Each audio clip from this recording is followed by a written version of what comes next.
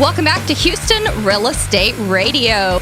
We're talking with Stefan Swanepoel. Here's a question for you. You know, Upstream was a big debate at the last convention, and what I observed, just as an outsider observing, is that some of the board members were torn between the company they worked for that wanted them to vote one way, and then the association that they're a member of that felt the vote should go a different way.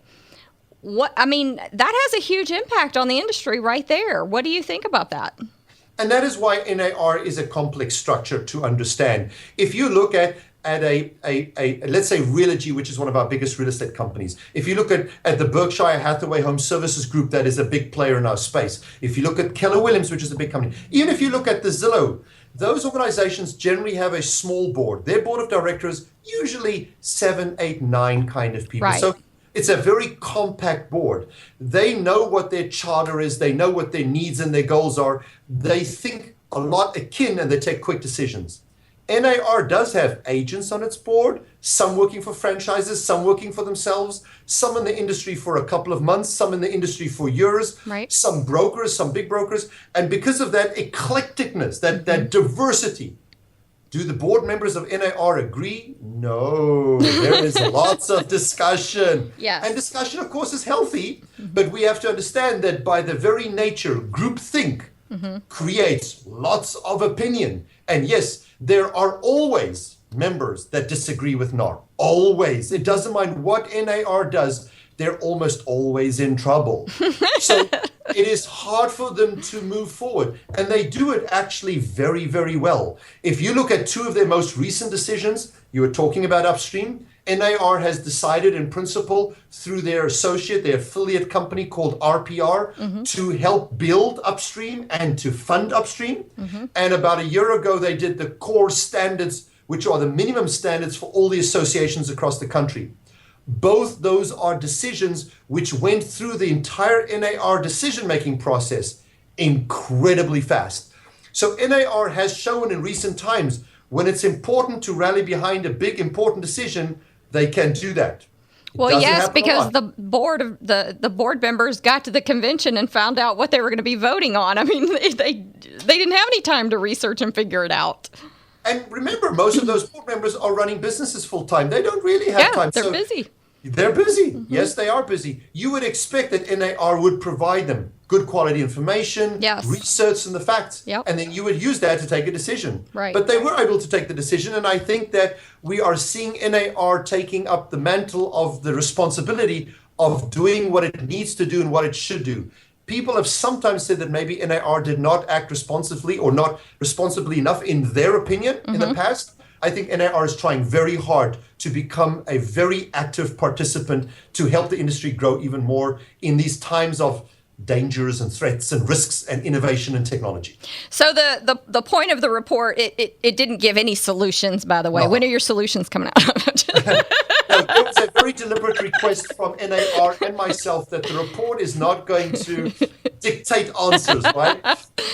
We want the answer booklet next year. And it's coming out next year, yes. Yeah. The trends report of 2015-2016 will cover the solutions. No, the danger report was to try and create a table of contents, an agenda, and say to everybody, guys, here are important things for you to look at, to see. Sit at your board, Houston or Texas, go through the list and say, done, not applicable. Oh my goodness, this one's important. Yeah. Let's revisit this one. It's a checklist for all CEOs, for all board members, and then also if you're a broker or an agent, what you should be doing and what you should be focusing on. Yeah, I think it's very thorough. I really appreciate that NAR put this out. I think it gives us all a lot to think about. Don't you think it did the job of raising awareness and getting people to talk about and think about some of the things ahead? Yes, I think you're 100% right. It did do that. I think it also helped get everybody on the country roughly on the same page at roughly the same time. So that the guy in the small little town of, I don't know, Pickett Fargo, North Dakota, and the guy in the big association in Houston can be knowledgeable of all the important things that the big companies are talking about. This has enabled and empowered everybody in the industry to focus on the same things. NAR is trying to be transparent. I love that. It's not hiding anything. It's saying, Yeah. here it is. This is not dirty laundry. This is simply an aggregation of the things that people are already talking about behind closed doors. Right. Now, NAR And is they've saying, been talking about them a long time. Yes. So NAR is saying, let's not hide this stuff. Yeah. Let's put it on the table. If it's important, deal with it. If it's not important, okay, then push it to the side. But you are doing so because you know that it's not important. How do you think politics, the role that politics plays in the decisions that the National Association of Realtors makes, do you think it has a big impact? Well, it depends what we mean by politics. So politics in most cases means that we are trying to take into consideration the opinion of as many of our constituents as possible. And if you have a very eclectic constituents, as we do have in real estate, and you have newcomers and 40-year-old veterans, you have people that barely finished school, and you have people with lots of degrees, you have people with small one-man mom-and-pop companies, you have people where Keller Williams or RREA or Berkshire Hathaway have hundreds of thousands of agents. The decisions of these groups are significantly different. And we are trying to accommodate. Again, you'll never please all the people, but you're trying to understand what does the important groups, the large groups, the majority of the groups, the diversity of the groups, what do they want you to do? Yeah, politics is always there, never go away. Yeah. Well, and next year we'll have our presidential campaigning, and that's going to be exciting. And I think that we'll see some big changes. I mean, people have wanted some big changes. I think that we'll see some big changes, and it always affects our economy. And NAR just takes it all the way down to the local level. They're affected by the economy and the regulatory changes and the legislative changes. So I think that that's something that will affect them as well. Real estate is most certainly impacted by the bigger picture. So mortgage and economy and bubbles, yes, of course that impacts real estate. But real estate is actually a very, very stable, consistent industry. If you think about it, that even during the worst times of what they call the Great Depression of 2007 and 8 and 9 and 10, if we take the worst, we went down to 4.2 million home sale transactions in this country. People still live somewhere, right? Yeah. So even in the worst time, now, in the best time we had in 2004-05, the best time we were at 7.2. So yes, it did go down from 7.2, but understand that we don't go from 7.2 to 0. Right. We go from 7.2 to 4.2. Yep. And 4.2 is still a huge, huge space. It's a big industry. The real estate industry is a $1 trillion industry many times over.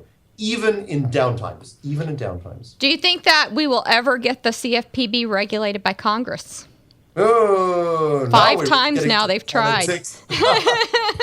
So the CFPB and government intervention is most certainly one of the items in this danger report, right? Yep. It is right in there.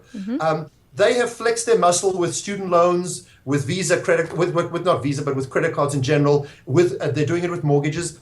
They are looking at the real estate transaction, but it is the mortgage side of the real estate transaction that's probably more impacted than really the realtor side. It's not that the realtors should not be aware. There are many things, especially on the disclosure side, the transparency side, the referral of business side, that realtors and brokers should be very aware of. Will we ever get them under more control? I hope so. But time will tell. But whether we have them under control or not control, whether we agree with them or not, the law is the law, and realtors and real estate professionals have to adhere to that. And I would strongly consider or recommend that agents, I even wrote a free report, which we call the T3 Risk Guide, which is all about the new forms and HUD and RESPA and CFPB. People are going to go to T3 and then spell out the word 60. So T and the number 3 and then the word 60.com. There's a 65-page report which they can download for free, which explains exactly what comes into effect on the 1st of October. Very and good. what realtors should do. That'll be good. That's for realtors or for consumers? No, that's for, consumers are welcome to read it, but it's actually aimed at the real estate professional, the broker and the realtor. All right, very good. So what's next for you? What's your next big adventure?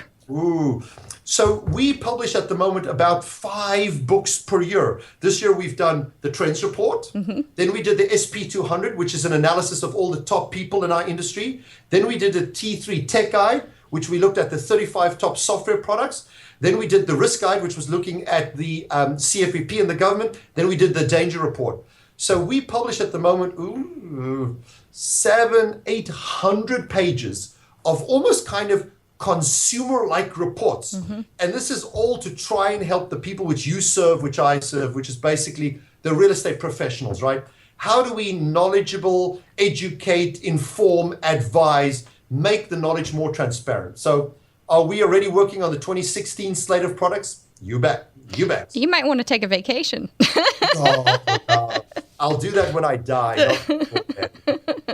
Well, we appreciate you Skyping in, appreciate all the information. It's a great report. I know it's been used, in our industry a lot already right here in the Houston market. We hear about it a lot. And so it's good. I think it's great raising the awareness and getting people talking about things that they need to be talking about. So I think it's great. Thank you very much. We're glad to be part of your show. We support everything you do as well. And we think that the Houston and Texas crowd are an awesome bunch of realtors. So we love them all very, very much. Thank you. We appreciate you. We'll be right back here on Houston Real Estate Radio.